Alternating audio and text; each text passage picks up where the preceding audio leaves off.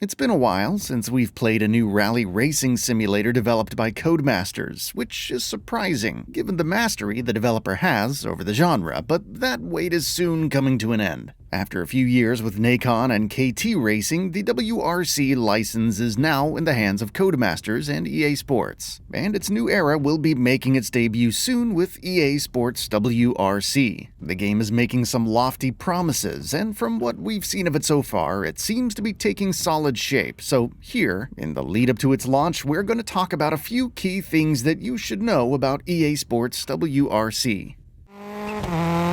Unseen, medium left. Easy right for crest. Locations and courses.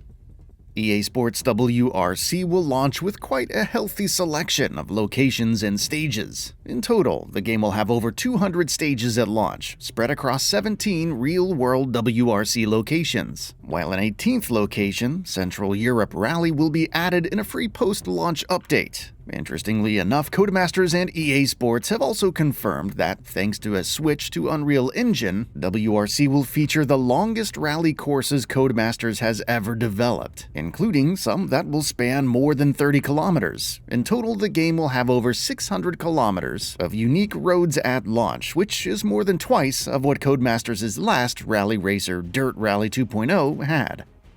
Vehicles. At launch, EA Sports WRC will have a roster of 78 cars, which will span 60 years of rally racing history, including 10 WRC, WRC2, and Junior WRC vehicles from the 2023 season. Also included are the 2023 season's Rally 1 hybrid cars, which will feature a unique in-game system that'll require players to charge up the battery by braking into corners, and deciding when to use that for speed boosts. Vehicle classes. EA Sports WRC's roster of cars will span a total of 18 vehicle classes. This will include 3 WRC cars in the Ford Puma Rally 1 Hybrid, the Hyundai i20 Rally 1 Hybrid, and the Toyota GR Yaris Rally 1 Hybrid. Also included are 6 WRC2 cars, Junior WRC's Ford Fiesta, Rally 3, several World Rally cars from 1997 to 2011, and from 2017 to 21. Rally 2 and Rally 4 cars, F2 kit cars, and more. Dynamic handling system. Slide right. Slowing, crest. Water splash. Jump.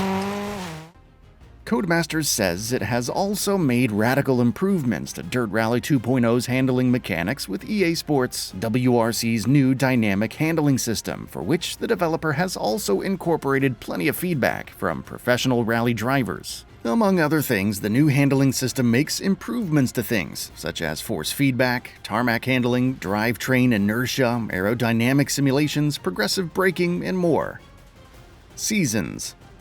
Another major addition that Codemasters is touting for its return to rally racing is the addition of seasons, which will see players driving through stages across winter, spring, summer, and autumn. As you might expect, each season will bring its own unique demands and challenges, which, of course, will combine with various weather effects, based on which players will have to make considered decisions on why car and car class to pick for a particular rally. Driving assists. EA Sports WRC is clearly being built on the foundations of authenticity and attention to detail, as you would expect from a simulator, but Codemasters is also adding in plenty of driving assists to allow players to tailor the game to their own skill level. Players will be able to fine-tune things such as traction control, ABS, stability control, wiper, repairs, and more. Meanwhile, the game will also include an option for a more simplified pace note system that will be easier for all players to understand. Improved audio. With EA Sports WRC having switched to Unreal Engine and releasing exclusively for current-gen hardware, Codemasters is touting plenty of technical improvements, some of which we've already mentioned. Another area that's receiving some interesting upgrades is the game's audio design. For instance, pace notes by co-drivers were recorded on motion rigs to simulate what their voice would sound like in an actual fast-moving vehicle on a bumpy, winding rally road. The game also boasts on-stage performances between events, high-quality real-world recordings of rally cars, and more. Career Mode.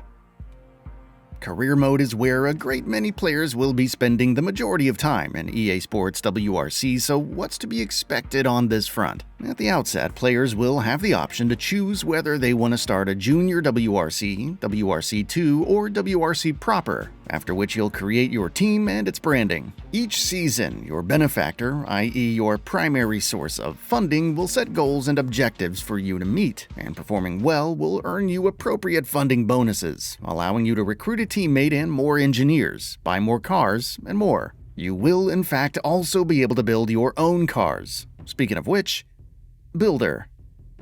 Another one of EA Sports WRC's headlining features is the Builder, which, as its name suggests, will let you build your own rally car from scratch. There will be several things that you'll have to take into consideration, including cost, driving characteristics, weight distribution, the quality of components, whether or not components can be tuned, and, of course, whether or not that fits within your budget. In addition, you'll also be able to customize your car's appearance in a number of ways.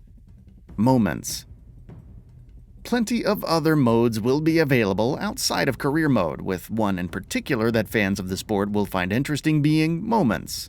As its name suggests, Moments will allow players to drive through some of the most iconic moments in WRC history and experience these real-world scenarios firsthand. Codemasters has also said it will be adding new moments to the game post-launch. What that schedule will look like exactly is currently unclear, but according to the developer, at least initially, you can expect new moments on a daily basis.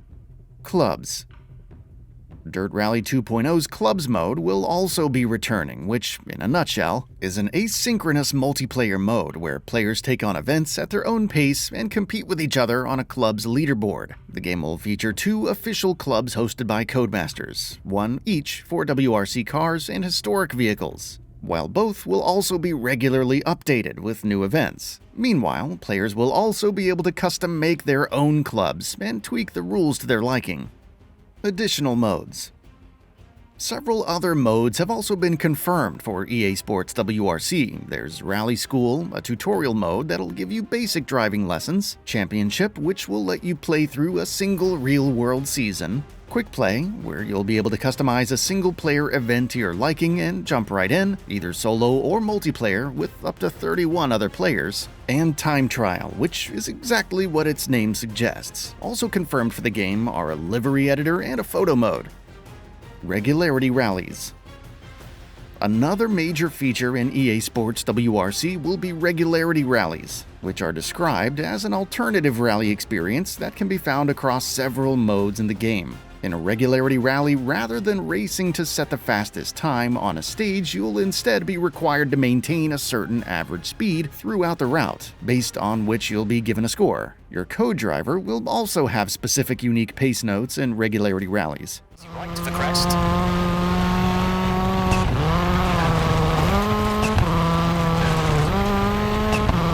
Slowing, easy left and medium right.